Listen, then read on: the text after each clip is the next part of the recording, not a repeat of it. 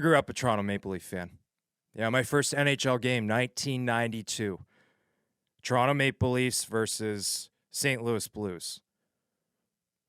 I'm deep-rooted in the Toronto Maple Leaf culture, the folklore. I used to sleep in Toronto Maple Leaf pajamas, much like John Tavares. Ryan Reaves is a Toronto Maple Leaf. So I have every right to take a position and ask you, where is Ryan Reaves? It's a question I pose to you. You signed him as the savior, as protection for Austin, Mitch, and Willie. He was going to come in, he was going to change the culture. Ryan Reaves was doing battle drills with Max Domi. Battle drills. It was a big thing. It was a story. Everybody wanted to talk about it. This guy's going to bring an excitement to our locker room that we haven't seen. He's going to make everybody around him feel a little bit safer. Ryan Reaves is -8 in 11 games. Bill Mickelson, 1974-75 Washington Capitals, -82.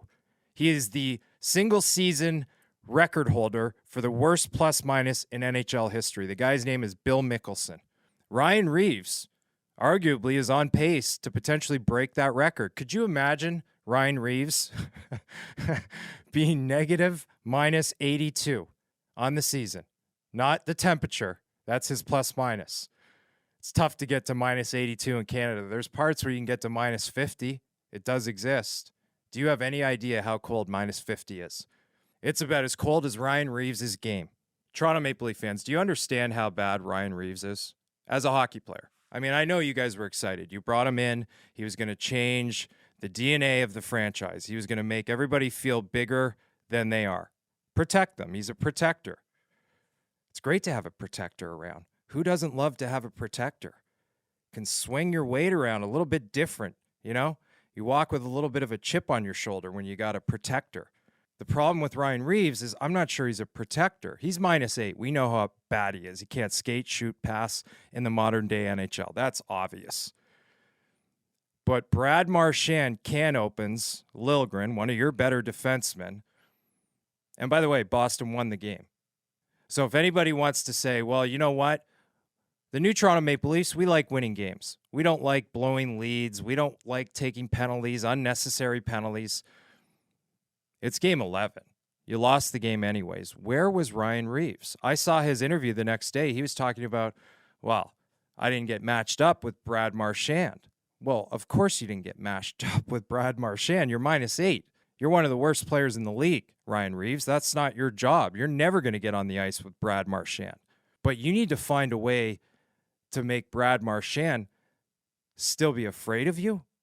Isn't that the idea of your job? So you either got to work harder in practice on your shot, your skating, your passing, or you got to look over your shoulder to your coach and say, hey, let's burn a win on this and send a message to the rest of the league that you don't do that to our star players. You don't, the next day, talk about how you didn't get on the ice with a future Hall of Famer, just like you did with Corey Perry a few weeks ago.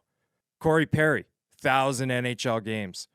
Hart Trophy, Stanley Cup, Rocket Richard Trophy. Come on, Ryan, what planet are you living on? Who told you that it was okay to speak like this of such great men, players, superstars? Do your job, and you'll be beloved in Toronto. They will love you. But I need you to work a little bit harder defensively, for sure. Chip and pucks out. Chip and chase, Ryan. That's your game. You don't pass cross ice. You don't use your backhand. You chip and chase and finish your checks. And when somebody needs to get beaten up, you beat them up. That's all we need from you this season. I don't need you doing dances in the hallways or worrying about playlists before games. Just do your job. Stop being the ultimate clock killer in the NHL, because it's a beautiful place to play and you got a great team.